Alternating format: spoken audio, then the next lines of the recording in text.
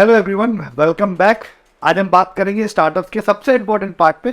आजकल आप स्टार्टिंग देख रहे हो, लग रहा है क्या फंड मिलना बहुत आसान है। बहुत सारी बातें होती है, ग्रांट मिलेगा, ग्रांट ऐसा होगा वैसा होगा, गवर्नमेंट की ऐसी ग्रांट वैसी ग्रांट। आज हम बात करेंगे फंडिंग के बारे में कि एक फंडिंग कितने टाइप्स के होते हैं, क्या क्या फंडिंग होती है और आप फंडिंग करते कैसे हैं, फंडिंग के बेस क्या होते हैं। बेसिक आप समझिए, फंडिंग नॉर्मली इंडिया में स्पेशली आप समझिए दो तरीके से होती है। एक जिसको हमको फंड बोलते हैं, यह फंड भी हो सकता है और फंड भी होता है, जिसके अंदर तीन रीजन बांटेंगे और एक बेसिक बताएंगे ग्रांट के बारे में। पहले शुरू करते हैं ग्रांट से। छोटा सब्जेक्ट है, जल्दी समझ में आएगा। याद रखिएगा, हम जो बात करेंगे वो बिल्कुल पॉइंट वाइज पॉइंट करेंगे ताकि आप कम समय पे ज़्यादा सीख। दूसरी बात, वीडियो को आखिर तक बने रहेंगे ताकि मैं आपको बता पाऊँ कि कौन सी गवर्नमेंट की स्कीम में कितने रुपए अलॉट किए गए हैं और आप कितने रुपए के लिए अप्लाई कर सकते हैं। आपने बहुत सारे फंड के बारे में सुना होगा, बहुत सारे ग्रांट के बारे में सुना होगा। MSME grant for startup, startup India seed fund scheme, ठीक है। आखिर दोनों में अंतर क्या होता है, उसे ग्रांट क्यों कहते हैं, इसे फंड क्यों कहते हैं। कई कंपनियां कहती है वी प्रोवाइड मार्केटिंग अलाउ। आखिर मार्केटिंग अलाउ अलग क्यों है बाकी से? आज हम इसी पे बात करेंगे, इसको थोड़ा सा समझने की कोशिश करेंगे। पहले तो ग्रांट की चर्चा करते हैं। ग्रांट होता क्या है, आप इतना समझो, ग्रांट की कोई बहुत बड़ी डिफिनेशन नहीं बनानी है। एक छोटी सी डिफिनेशन समझो कि जब भी गवर्नमेंट, प्राइवेट, एनजीओ, एनपीओ कोई भी आपके काम को या एफर्ट को देख के आपको अप्रिसिएट करने के लिए पैसा देना है, समझ लो ग्रांट। बहुत सिंपल सा डिफिनेशन। अब आप बोलोगे सर ग्रांट मतलब आपके पास सिंपल सा अप्रिसिएट करेंगे, आपने हमें पैसा दिया। लाइक समझो मैंने किसी कंपटीशन में अप्लाई किया और मैं वहाँ 5 लाख कैश प्राइज जीतता हूँ। अब वो 5 लाख कैश प्राइज ये वापस नहीं करना उस कंपनी, क्योंकि मैं जीत चुका हूँ। Same is a like of grant.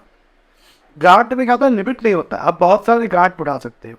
कुछ कंपनियों का फिक्स एरिया ऑफ ग्रांट होता है कि हम सिर्फ एग्रीकल्चर में करेंगे, कुछ का होता है टेक में करेंगे, तो वो अलग अलग हो सकते हैं। गवर्नमेंट के भी बहुत सारे ग्रांट हैं। सॉरी, मुझे थोड़ी सर्दी है तो आज काफ़ी हेक्टिक शेड्यूल सा था, लेकिन हाँ, आई ट्राई माय बेस्ट कि आपको समझ में आए और आप मेरे एफर्ट समझते हो तो आपको पता है क्या करना है। तो जो ग्रांट का तरीका होता है, गवर्नमेंट जो आपको अप्रिशिएट करने के लिए बनाती है, ठीक है। ग्रांट रीपेबल नहीं होता है लोन की तरह कि आपको वापस पे करना है, आपका वो पूरा पैसा। कोई हिडन चार्जेस नहीं होते। जिन्हें हम ग्रांट पास करें तो 18% जीएसटी काटेंगे, 20% टैक्स काटेंगे, इतना लेंगे उतना लेंगे, इसमें कोई हिडन चार्जेस नहीं होता। कुछ कुछ जगह पे कंपटीशनों में वो 18%, 9% टैक्स, टीडीए ये सब लगा देते हैं, बट नॉर्मली ग्रांट पे कोई हिडन चार्ज नहीं बनाया गया है। जो सबसे पॉपुलर फंड है, कई बार गवर्नमेंट की स्कीम्स ग्रांट की थ्रू। अब दूसरा आता है फंड बनाने की, कि सर मैं स्टार्टअप है, फंड ड्राफ्ट फंड या तरीका ग्रांट समझ। दूसरा आता है इक्विटी बेस, जो सबसे ज़्यादा पॉपुलर है और स्टार्टअप इसको बहुत ज़्यादा इंटरेस्ट से देखते हैं। Sorry, equity base. Equity base funding क्या होती है, जब मैं अपनी कंपनी को इक्विटी सेल करना, मुझे लग रहा है हाँ मुझे अपनी इक्विटी बेचनी है, ठीक है। मुझे 20%, 10% बेच के 1 करोड़ या 2 करोड़ का फंड रेज करना है। That's a part of equity base funding. जब आप अपनी इक्विटी बेचते हैं किसी के लिए, ठीक है, हम अपनी इक्विटी बेच रहे हैं कंपनी का फंड रेज करने। नॉर्मली सिंपल भाषा में हम अपने कंपनी का शेयर जिसको आप कहते हैं, बट वो शेयर नहीं होता, वो इक्विटी होता है एक तरह से, ठीक है। एक इक्विटी में 100 शेयर आते हैं, ठीक है। थोड़ा सा कन्फ्यूजन हूँ, हाँ, मैं थोड़ा सा कन्फ्यूज हो रहा हूँ।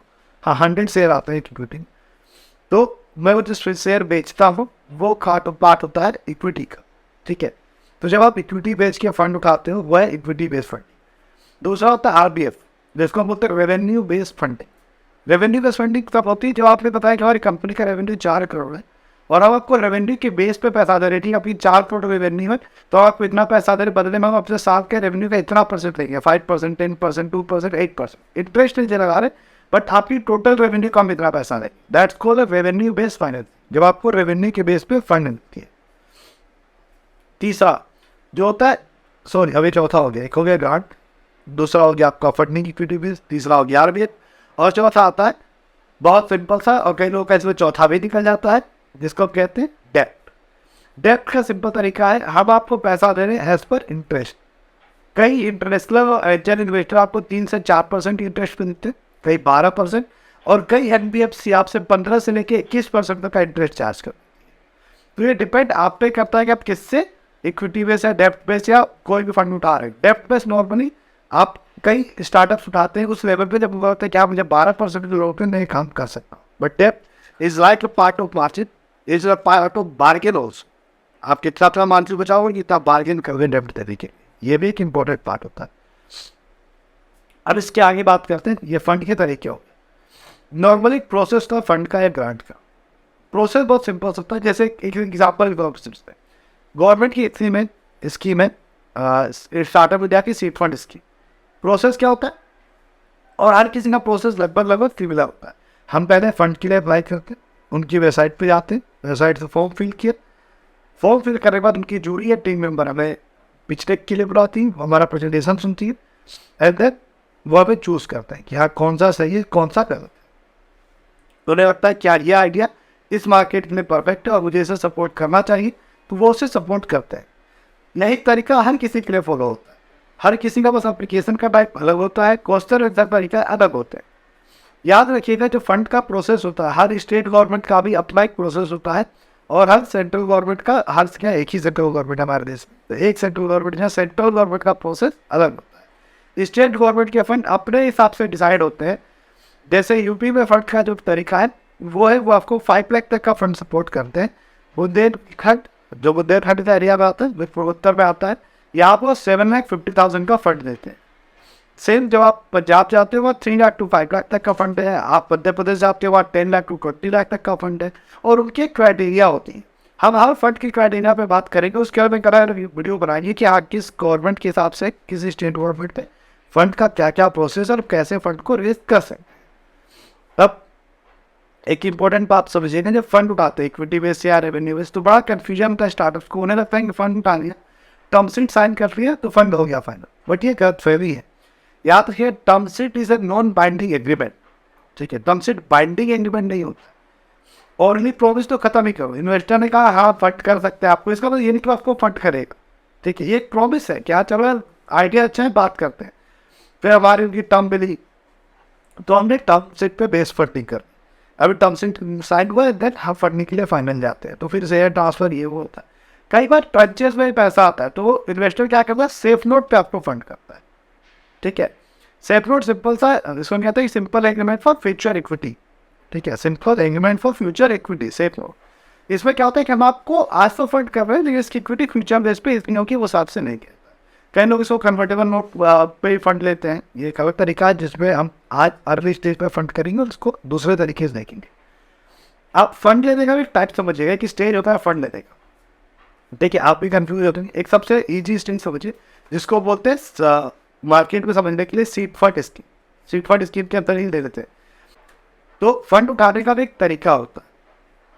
इसके बाद जब आप फंड के तरीके से आते हैं तो कई लोग कंफ्यूज होते हैं कि वो क्या भरे, वो प्री सीड भरे, सीड फंड के लिए भरे, रेवेन्यू बेस्ड स्टार्टअप की पोस्ट पे भरे। वो अपने स्टार्टअप के पोस्ट पे काफ़ी कंफ्यूज है, हमारा स्टार्टअप एग्जैक्ट किस स्टेज पे, ठीक है। तो मैं आपको स्टार्टअप के इन्वेस्टर के हिसाब से बताता हूँ, एज ए इन्वेस्टर आप कितने स्टेज को देखते हो, एज ए स्टार्टअप आप खुद के कितने स्टेज को देखते हो। तो एज ए इन्वेस्टर हम 4-5 स्टेज बेसिकली फोकस करते हैं। आप उसको प्री सीड भी कह सकते हो, सीड भी कह सकते हो। नॉर्मली जब मार्केट में सिर्फ आइडिया है तो आपसे प्री सीड कहते हो, आइडिया थोड़ा आगे बढ़ के प्रोटोटाइप बना रहे हो तो आप उसको सीड स्टेज कह सकते हो। As a investor pre seed seed को pre revenue stage of funding कहते हैं। जब आपकी फंड लेने की बिल्कुल रेवेन्यू स्टेज नहीं है, प्री रेवेन्यू, आप सोच रहे हो इतना पैसा कमाएंगे। कई लोग इसको प्रोडक्ट फिट मानने से इनकार कर देते हैं, इसलिए कि अभी आपका जो प्रोडक्ट हो मार्केट फिट है अभी चेक नहीं हो पा रहा है, तो इसलिए फंड मिलने पर दिक्कत होता है। प्री सीड सीड का आप VC से फंड लेते हो या फिर आप सीरीज राउंड में सीधा एंट्री मारते हो, इसके बाद रास्ता खुल जाता है। तो एज ए इन्वेस्टर आप जब देखते हो तो प्री रेवेन्यू देखते हो, रेवेन्यू स्टेज देखते हो, ग्रोथ स्टेज देखते हो कि कितना ग्रोथ हो रहा है, कितना आगे बढ़ रहा है। तो ये बड़ा जरूरी पार्ट है आपको समझना। अपने स्टेज को भी ऐसे आप समझ सकते हो। से जब आप खुद को चेक करते हो आप चेक कर सकते हो कि हाँ मेरा स्टार्टअप आइडिया पे पहला स्टेज होता है, दूसरा प्रोटोटाइप स्टेज पे, तीसरा प्रोडक्ट और सर्विस डेवलप हो गया तो क्या हमारा GTM स्टेज पे या प्रोडक्ट फिट चेक हो रहा है। उसके बाद अपना स्टेज से करके आप ग्रोथ स्टेज पे या एक्सपेंशन स्टेज पे के बाहर फैल रहे हैं। ये सारे इंपॉर्टेंट पार्ट हैं जो आपको समझने होंगे। गवर्नमेंट की बहुत सारी मिनिस्ट्री जो फंड प्रोवाइड करती है उसके बारे में बेसिक बता दें। जैसे ministry of science and technology है जिसको हम DST भी कहते हैं, DIPP है, अटल इनोवेशन मिशन है, council of science and industrial research है, नेशनल स्किल डेवलपमेंट काउंसिल है, MSME है, ठीक है। तो बहुत सारी कंपनियां जो करती है। मैं उसके छोटे छोटे फंड के बारे में बताता हूँ जो ईजी है लेना। जैसे DST की बात करें, DST की department of science and technology का एक सबसे फेमस फंड है Satyam, science and technology for yoga and meditation, ऐसे का एक फंड है निधि प्रयास। अब बहुत जगह आप सुनते हैं कि पोस्टर में दिखता होगा, अब बहुत जगह आप देखते हैं पोस्टर दिखा हुआ निधि फंड, निधि फंड। तो ये एक निधि फंड है जो 10 लाख से शुरू होता है स्टार्टअप्स को देने के लिए, छोटा सा फंड होता है स्टार्टअप्स के लिए। सेम अगर आप DIPP की बात करें तो उसके अंदर स्टार्टअप इंडिया की स्कीम्स आती है, लाइक होस्टिंग मिलना फ्री हो जाता है, वेबसाइट की डोमेन और डोमेन होस्टिंग फ्री होती है, लीगल सपोर्ट मिलता है आपको, सारी चीज़ें मिलती है। प्लस स्टार्टअप इंडिया की सीड फंड स्कीम दूसरी में आती है। हर गवर्नमेंट का हर डिपार्टमेंट का अलग अलग है, हम सब पे बात करेंगे आराम से आपको स्लाइड के साथ। अगर आपको लगता है कि आप फंड में जाना चाहते हो और आपको सपोर्ट चाहिए स्लाइड्स के बारे में, या फिर कौन कौन सी गवर्नमेंट की एग्जैक्ट कितनी फंड है, तो आप मुझे DM कर सकते हो, आप कमेंट कर सकते हो, हम आपको सारा स्लाइड्स हमारी टीम आपको शेयर कर देगी। जैसे ब्रिक का भी कुछ फंड है, ब्रिक बेसिक एक biotech industry research and assistant council है ब्रिक। ब्रिक के फंड काफ़ी अच्छे होते हैं जो बायोटेक के हिसाब से बायोटेक्नोलॉजी पे काम कर रहे हैं उनके लिए। तो मैं कुछ फंड के बारे में अपनी साइड बता। स्टार्टअप इंडिया की जो सीड फंड स्कीम है, ये 5 साल की ड्यूरेशन के लिए है, या इनका टारगेट है कि 3600, हाँ इनका टारगेट 3600 है। ऑन्टरप्रेन्योर्स को चूज़ करेंगे, स्टार्टअप फाउंडर्स को चूज़ करेंगे, एंड 300 इंक्यूबेटर्स को चूज़ करेंगे जो फंड इनके थ्रू आएगा। टोटल फंड का मार्केट है 945 करोड़। जो सीड फंड स्कीम से गवर्नमेंट फंड बांटने वाली है वो टोटल है 945। ये फंड है जो मिनिमम इंटरेस्ट रेट में मिल रहा है। एक गवर्नमेंट की प्रोग्राम है एस्पायर। एस्पायर का ड्यूरेशन 1 से 2 साल, इसमें 80 LBI 20 DBI में फंड मिलेगा। 7,500 आप कह सकते हैं 7,500 टोटल स्किल ऑन्टरप्रेन्योर्स ये फंड मिलेगा, और इसका टोटल जो साइज है वो 200 करोड़ का ये फंड है, जिसमें से ये बांटा जाएगा। इसके अलावा गवर्नमेंट एक बहुत फेमस है जिसको बहुत लोग जानते हैं, मुद्रा योजना, जिसको 3 पार्ट में बांटा गया है। एक है शिशु जो 10,000 से लेकर 50,000 तक के लोगों के लिए बना, एक है किशोर जो 50,000 से 5 लाख के लिए उनके लिए बना, उसके अलावा एक है तरुण जो 5 लाख से 10 लाख के लिए लोगों के लिए जो छोटे से लेके बड़े तक नहीं बनता है। बेसिकली ये फाइनेंशियल लिटरेसी कब करना हुआ, कुछ नए आइडिया पे काम करना हुआ है, खुद का स्टार्टअप करना है, खुद का बिजनेस भी स्टार्ट करने के लिए फंड सपोर्ट करता है। जो अभी तक का इसका टोटल साइज है 69,571 करोड़ का एक टोटल फंड है। फिर से बता देना 69,571 करोड़ का ये टोटल फंड है। इसके अलावा एक फंड है स्किल डेवलपमेंट एंड ऑन्टरप्रेन्योरशिप का, जो 5 साल के लिए आता है। इसमें बेसिकली ये भी सेम है, institute development, distribution development, financial literacy, society development आप कह सकते हैं इसको, ठीक है। ये नॉन कॉर्पोरेट लोग भी इसमें ले सकते हैं, स्मॉल माइक्रो एंटरप्राइज भी ले सकते हैं। इसी के अंदर प्रधानमंत्री कौशल विकास योजना 3.0 भी आता है। इस फंड की टोटल साइज जो है वो 4,951 करोड़ की है, जो टोटल फंड की वैल्यू साइज है। इसके अलावा जो डेली प्रोसेसिंग यूनिट्स होते हैं, डेली प्रोसेसिंग इंफ्रास्ट्रक्चर्स होते हैं, जैसे दूध वाले हुए, सब्जी वाले हुए, इनके लिए गवर्नमेंट की एक फंड आती है जो नबार्ड के साथ मिलकर चलाई जाती है। जो टोटल फंड की वैल्यू जो है वो 8,004 करोड़ की। इसमें जो भी आप डेली बेसिस स्टार्टअप्स हैं वो अप्लाई कर सकते हो। इसका ड्यूरेशन टोटल 10 ईयर का होता है। इसके अलावा गवर्नमेंट का फंड होता है जो गवर्नमेंट ग्रांट आप कह सकते हो उसे होता है, जो आपको पेटेंट सपोर्ट के लिए देती है। आप स्टार्टअप और आप पेटेंट बना रहे तो वो पेटेंट सपोर्ट के लिए आपको ग्रांट देती है, जो 15 लाख तक का होता है एज पर स्टार्ट। इसके अलावा मल्टीपल ग्रांट स्कीम है गवर्नमेंट की, बहुत सारी हैं, ठीक है, जो अप्रोक्स 36 करोड़ का है, जो 2 करोड़ से लेकर 4 करोड़ तक पर स्टार्टअप को मिलता है।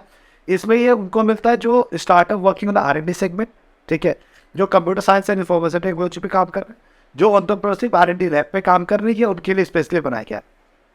अभी जो मैंने निधि के बारे में बात की थी, निधि के बारे में बता दूँ, निधि फंड अप्रोक्स 10 करोड़ का है, जो 25 लाख से लेके 100 मतलब लाख आप 100 लाख है 1 करोड़ कह सकते हो वो मिलता है। जो डिपार्टमेंट ऑफ साइंस तय करती है किसको मिलेगा, और ये बेसिकली साइंस बेस्ड स्टार्टअप के लिए होता है। तो नेक्स्ट बार जब आप फंड उठाने जाए तो मैं आपसे रिक्वेस्ट करूंगा, प्लीज़ पहले गवर्नमेंट फंड और ग्रांट्स पे फोकस करिए, वो आपके लिए ज़्यादा अच्छा होगा, आप बेसिक समझ पाओगे, and then you go for private fund. Private fund मिलना बहुत आसान है, और प्राइवेट फंड में नेक्स्ट वीडियो आप जरूर देखिए, मैं आपको बताऊँगा आपको इन्वेस्टर को अप्रोच कैसे करना है और क्या क्या इंपॉर्टेंट पार्ट है इन्वेस्टर्स को अप्रोच करने के। इसके अलावा गवर्नमेंट फंड बहुत सारे तरीके के हैं। मैं आपको एग्जाम्पल दे दूँ, मेरे एक स्टार्टअप ने टोटल सिर्फ गवर्नमेंट फंड उठाया है अप्रोक्स 3 CR। तो आपके पास वो अपॉर्चुनिटी है खुद को ग्रो करने का। पहले फोकस करिए गवर्नमेंट फंड पे, then you go for private investor, और सब्सक्राइब कर लीजिए ताकि आप नेक्स्ट वीडियो पे प्राइवेट इन्वेस्टर को जरूर देख सकें। Thank you very much, bye bye.